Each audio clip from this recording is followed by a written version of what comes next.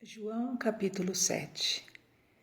João 7 mostra que Jesus andava na Galileia, na terra onde ele crescera, lá a terra que ele mesmo dizia que o profeta não tem honra, mas ele preferia permanecer ali do que ir para a Judéia, do que ir para Jerusalém, porque os judeus queriam matá-lo.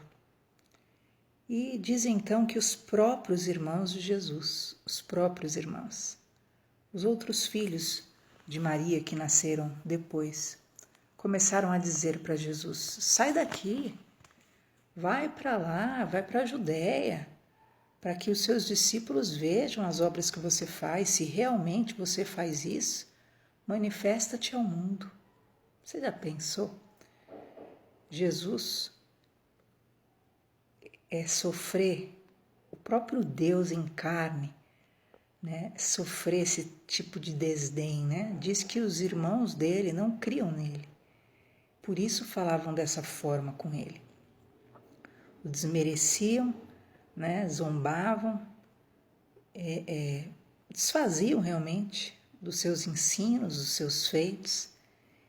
E muitas vezes, né, a gente tinha aquela noção, acaba tendo aquela noção, né, de que porque Jesus é Jesus, ele era, né, venerado, como nós o veneramos hoje, né?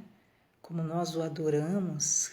Nós pensamos só no lado das multidões que o aplaudiam, só de um lado das multidões que o amavam, mas nós vemos que a realidade, o ambiente de Jesus era muito difícil. Ele sofria um desdém contínuo, uma perseguição contínua. Ele sofria um desprezo contínuo, sendo o Filho de Deus, tendo todo o poder, fazendo milagres inumeráveis, ressuscitando mortos, dando vista aos cegos. No entanto, ele era desacreditado, desmerecido. É impressionante nós notarmos isso, né? E quando eles dizem para Jesus ir para Jerusalém, porque já que ele fazia, se realmente ele fazia o que fazia, que ele se mostrasse então. E Jesus disse que a hora dele não era chegada. O mundo não odiava aos outros, mas odiava a ele, porquanto Jesus testificava sobre o mundo e contra as obras do mundo. Então Jesus lhes dá essa resposta, né? Vocês não são odiados, vocês sempre é a hora de vocês, sempre é o tempo de vocês. Vocês não são odiados porque vocês não combatem o mundo, mas o mundo me odeia. E realmente era nesse ambiente de ódio, de perseguição constante, de busca realmente de situações para destruí-lo, que Jesus viveu, né? Nós não pensamos nesse lado, né? E então Jesus disse: vão para Jerusalém. Havia uma festa em Jerusalém. Vão, eu não vou agora, o meu tempo não está cumprido. E diz que os irmãos foram para Jerusalém e Jesus ficou na Galileia. Quando os irmãos chegam lá, começou um burburinho em cima deles, todo mundo perguntando, né, aonde estava Jesus? Onde estava? E todos perguntando e ficaram sondando: cadê Jesus? Cadê Jesus? E Jesus então subiu para Jerusalém, mas subiu escondido, subiu em oculto, diz o versículo 10. E aqueles judeus tudo em cima, murmurando, a multidão murmurando, e cadê? E procurando Jesus no meio da festa. E alguns diziam: ele é bom, outros diziam: ele só engana, ele não é de Deus, não. Né? Então ali todo o tempo o alvo era Jesus. O falatório contrário de contradição era sobre Jesus. Ninguém falava assim abertamente, por medo dos judeus, mas em rodinhas, em bandinhos, né? Em panelinhas, né? Hoje em dia nós falamos, todo o tempo eles ficavam indagando sobre a sinceridade de Jesus com relação à sua fala, com relação a ele ser ou não de Deus, com relação a ele ser um simples enganador, na verdade. E diz então que Jesus, no meio da festa, vai para o templo. E lá no templo ele começa a ensinar e começa a pregar, e os judeus que estavam ali ficaram maravilhados como que Jesus sabia aquelas coisas, tinha entendimento e sabedoria daquela forma. Como ele tinha entendido, aprendido aquilo. E aí Jesus diz, a minha doutrina, o meu ensino não é meu, mas daquele que me enviou.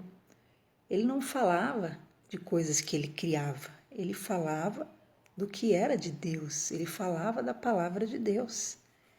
E se alguém quisesse fazer a vontade de Deus, que por aquela palavra ele conheceria se era de Deus ou não, se aquele conteúdo realmente procedia do Senhor ou não, já que alegavam que ele não era de Deus, que ele era só um enganador, que ele não era aceito por Deus, ele não era reto.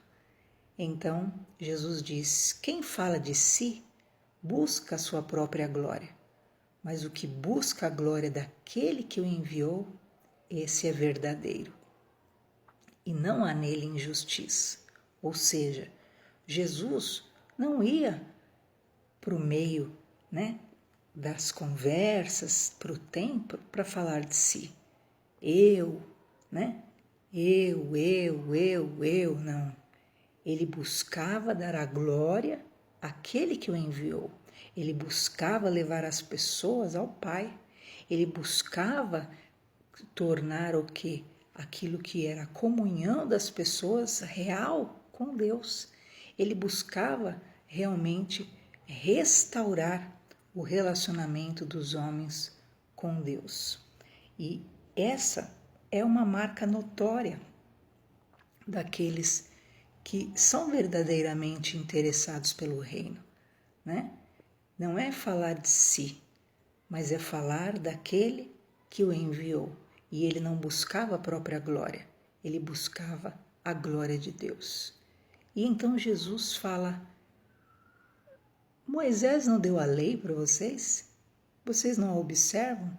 Por que vocês procuram me matar? Aqueles que eram tão, né, santos, entre aspas, cumpridores da lei, perceba, nós estamos falando do farisaísmo, nós estamos falando do judaísmo, naquilo que é a raiz mesmo. Jesus fala, Moisés não deu a lei? Então por que vocês querem me matar? Porque se na lei está escrito para não matar, não é verdade? E, no entanto, eles eram tão hipócritas que eles, alegando defender a lei, queriam descumprir a lei.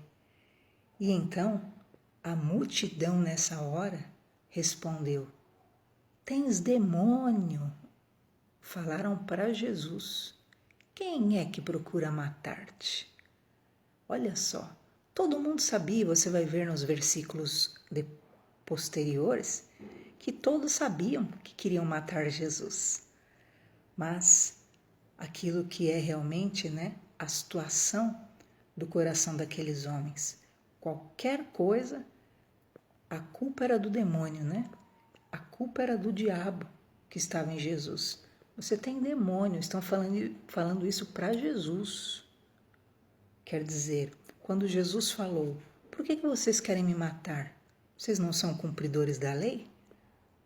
O que é que aqueles que têm um pingo de sensatez fariam? Falar, é mesmo, né? Eu estou querendo matar ele, sendo que se eu matar eu estou descumprindo a lei. E a maioria deles queria matar Jesus porque ele curava no sábado, descumpria uma das leis, que era não guardar o sábado, né? E aí, então, eles, ao invés de reconhecerem o que Jesus estava falando, lá foram acusar Jesus de demônio. Você tem demônio? Quem é que quer matar você? Ninguém quer matar você. E essa é uma das características realmente do religioso, para tirar o foco, né? Para tirar realmente o foco da situação, é sempre o demônio, né? Todo mundo é demônio, todo mundo tem demônio, menos ele, né? Que quer matar, que quer odiar, que quer perseguir, que quer invejar, que quer produzir obras malignas, destruir, ofensas, contendas, não. Qualquer um que se opõe a eles tem demônio, mas eles, imagina. Então Jesus diz, eu só fiz obras que vocês todos se maravilharam. E, no entanto, aqueles homens ficaram da mesma forma. E Jesus fala que eles mesmos quebravam o sábado, quando eles se circuncidavam no sábado. Então, quando era para cumprir e atender o interesse deles, eles quebravam a lei, né? Mas, quando alguém quebrava a lei, que eles não gostavam, que eles odiavam, então eles perseguiam para matar. E então Jesus diz, não julguem conforme a aparência, julguem segundo a reta justiça. E realmente, esse é um dos pontos fundamentais de todo aquele que busca o Senhor. É realmente você desejar isso. Estar, sim, debaixo da direção e do governo de Deus. Porque Deus não julga conforme os homens pela aparência, mas Ele vê e conhece o coração. E Jesus disse, não julguem pela aparência, mas julguem pela justiça reta. E muitas vezes é fácil você estabelecer nomes, você estabelecer apelidos, codinomes, estabelecer juízos baseado no que você supõe, baseado no que você acha, baseado naquilo que é a aparência, um estereótipo que não corresponde àquilo que é a sua imagem, né? Doentia ou não, né? Mas Jesus fala que o juízo perfeito, ele vai além da aparência, ele envolve o coração. E nesse momento que Jesus está falando do juízo, não pela aparência, aparece mais gente ali na multidão e grita, ué, não é esse aí que querem matar? Quer dizer, todo mundo estava sabendo que queriam matar Jesus, estava todo mundo sabendo. Só que na hora que Jesus falou, por que vocês querem me matar? Vocês não são cumpridores da lei? Eles disseram, não, imagina, gente, nós não fazemos mal a ninguém, nós não queremos o mal, né? Nós não somos mal, né? Uma das piores malignidades que tem é fingir o bem, a dissimulação do bem é a mais perigosa ferramenta do mal, sendo que nesse momento, no meio da multidão surge alguém e fala, ué, não é esse aí que querem matar? E por que ele está pregando aqui abertamente e ninguém faz nada? Será que vocês estão acreditando que realmente ele é o Cristo? E nessa hora, olha que interessante, já vem aqueles que estavam armados, já falaram, imagina que ele é o Cristo, nós sabemos muito bem de onde ele vem, mas o Cristo, ninguém sabe de onde ele é. E então, Jesus continuava ali no templo, ensinando, dizendo, falando da importância deles conhecerem o poder do Senhor. E Jesus disse, vocês me conhecem, sabem de onde eu sou, e eu não vim de mim mesmo, mas aquele que me enviou, este é verdadeiro, e a este vocês não conhecem.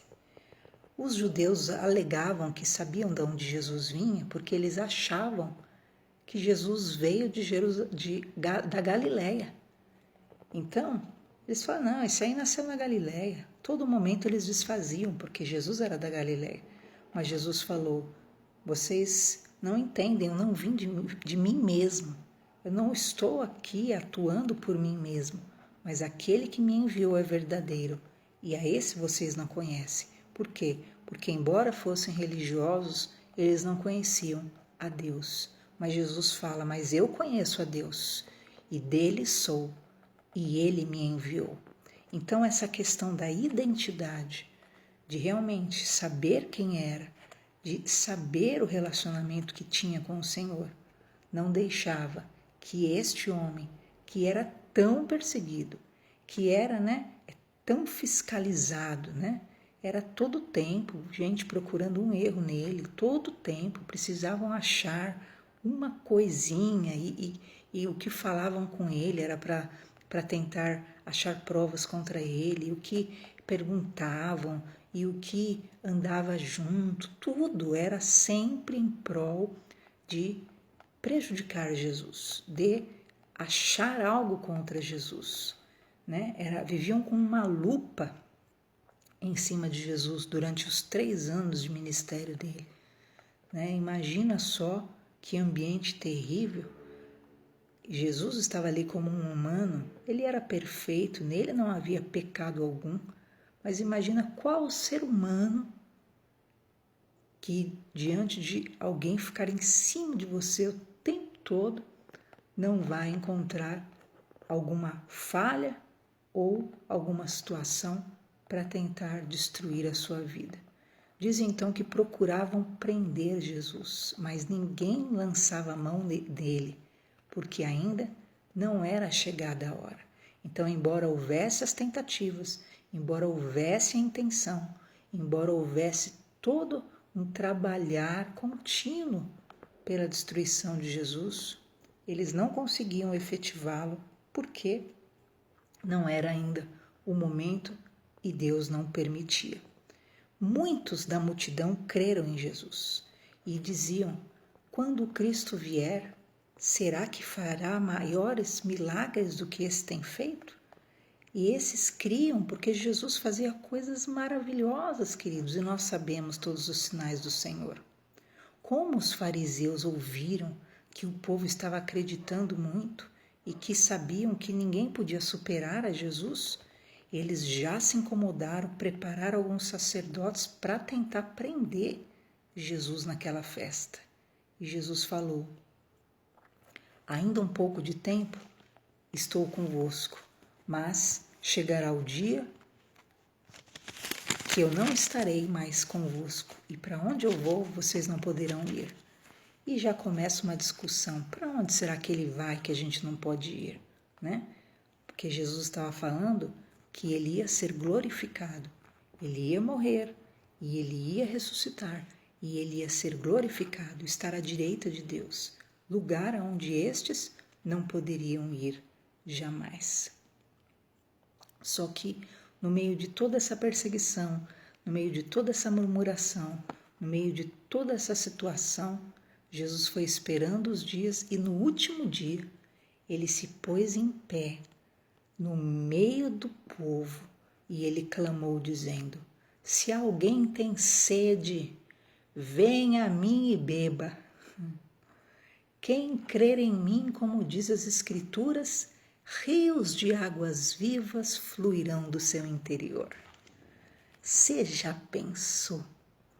Ele sabia que estavam ali loucos para matá-lo, ele sabia que estavam loucos para destruí-lo, mas no último dia ele tinha que lançar a rede. E ele fala: quem tem sede, vem a mim e beba. E se crer em mim, conforme diz as Escrituras. É interessante isso, porque muitos acreditam em Jesus do seu jeito,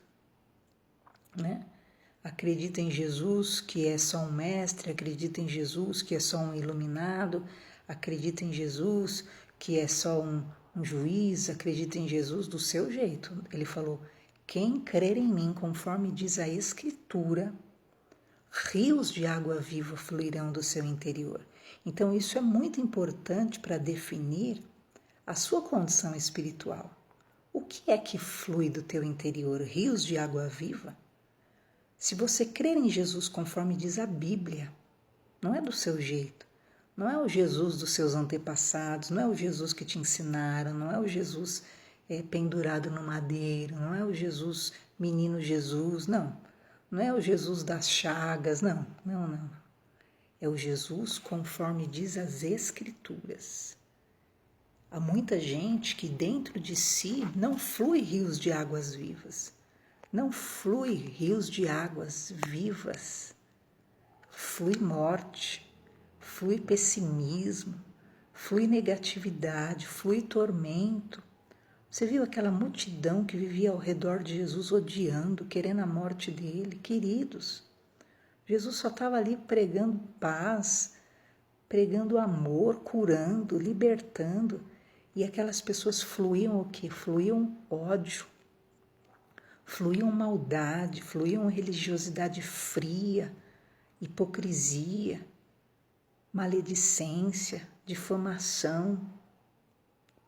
E Jesus fala: quem crer em mim, conforme a Bíblia, conforme as Escrituras, do seu interior fluirão águas vivas.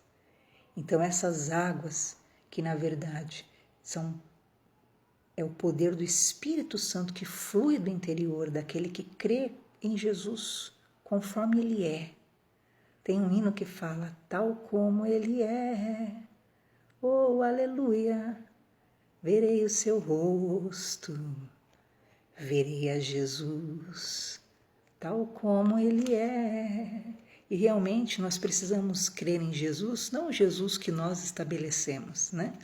Não o Jesus que nós criamos, mas se você quer que do seu interior flua vida, flua águas, então creia no Jesus das Escrituras.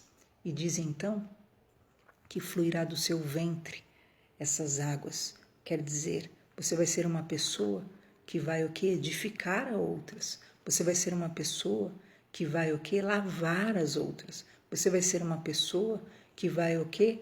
Trazer vida para outros, né? Rios de águas. Você alimentará muitos com saúde e não com doenças, com cura e não com psicoses, com libertação e não com loucuras. Você vai alimentar a muitos não com psicopatias, com neuroses, com murmuração, com pessimismo, com lamento. Não. Você vai alimentar a muitos com o bem que sairá do seu interior. Porque Jesus é aquele que vai primeiro o quê? Essas águas lavam a sua alma viverá lavada, sua mente será lavada, seu coração, seus atos, sua vida será contínua diante do Senhor, porque você não crê numa religião, mas você crê num Cristo vivo. E quando Cristo disse isso, diz a Bíblia que ele falou a respeito do Espírito Santo que viria, que desceria sobre a vida daqueles que crescem. Mas o Espírito Santo ainda não tinha vindo, porque ele não tinha sido ainda glorificado. Nesse momento, alguns que ouviram essa palavra creram e falaram: verdadeiramente esse é o profeta, este é o Cristo. E de novo a velha indagação: ah, vem algum profeta da Galileia? O Cristo viria da Galileia? Não diz a Escritura que o Cristo viria da descendência de Davi, de Belém, da aldeia de onde era Davi? Só que eles não sabiam que Jesus, embora morara na Galileia toda a sua vida, ele nasceu numa manjedoura em Belém. Lembra? Lá do comecinho que nós já vimos, que saiu um decreto de César Augusto, e Maria e José tiveram que ir às pressas para Belém, porque precisava, na verdade, cumprir a profecia. Jesus precisava nascer em Belém. E eles não sabiam que Jesus nasceu em Belém. E eles estavam questionando sobre algo que, na verdade, eles desconheciam. Eles acusavam de algo que, na verdade, era a ignorância deles. Mas Cristo tinha nascido em Belém, conforme as Escrituras, e eles estavam desmerecendo, porque não sabiam que ele nasceu numa manjedoura, em Belém de Judá. E ali houve uma grande discussão entre o povo, e queriam prender Jesus, mas ninguém lançou mão dele. E então alguns dos servidores falaram: ora, por que não prenderam a Jesus? E aí alguns disseram: nunca ninguém falou como este homem, nunca ninguém pregou como este homem. E então os fariseus falaram: vocês também foram enganados por ele? Creram também vocês? Porque nós, os principais dos discípulos dos fariseus, não acreditamos neles. Quem acredita neles são os ignorantes, né? Sempre a mania de diminuir, né? Sempre a mania de se ensoberbecer, característica de religioso. Né? Quem acredita é ignorante, é gente tonta, é gente burra, porque nós mesmos, vê se a gente cai nessa. Nós não, né? E diz que então os religiosos começaram ali com a sua prepotência, dizeram: essa multidão não sabe a lei, eles não sabem as escrituras. Mas Nicodemos, lembra aquele Nicodemos que foi visitar Jesus de noite para não ser visto? Nicodemos falou: ué, mas a gente vai julgar alguém então sem ouvir essa pessoa? Sem ouvir o que ele diz? E naquele momento, os fariseus, com a mesma ignorância e ainda se exaltando, disseram: você também é da Galiléia, ou Nicodemos? Você também está querendo, né, passar para o lado deles? Examina a escritura, com arrogância eles disseram, e vocês vão ver que da Galiléia não vem profeta nenhum. E cada um foi para sua casa. Ali, presta atenção nisso, eles fecharam aquele assunto, se gloriando de que eram conhecedores, de que eram sabedores, de que eram entendedores, mas eram ignorantes, porque Jesus não veio da Galiléia. Jesus nasceu em Belém, conforme a profecia tinha dito que o Cristo nasceria. Ele tinha nascido, só que eles não sabiam, porque isso não era manifesto ainda, não era conhecido do povo. E eles se gloriavam na sua ignorância. Isso que ocorre quando nós não ouvimos a Deus e preferimos ouvir aquilo que nós julgamos ser a verdade absoluta, aquilo que nós julgamos ser o nosso conhecimento, nosso entendimento, mas quando nós julgamos com espírito, com fé, Nicodemos era um que sabia que Jesus era realmente alguém de Deus. Então, não julgue pela aparência, julgue pela essência, pelo Espírito do Senhor que tem que estar em você. E se não estiver, então avalie seu coração e receba o batismo, né? O novo nascimento das águas e do Espírito. E Deus realmente vai trazer vida e uma fluência de poder do teu interior. Fique com essa palavra que assim encerra João 7.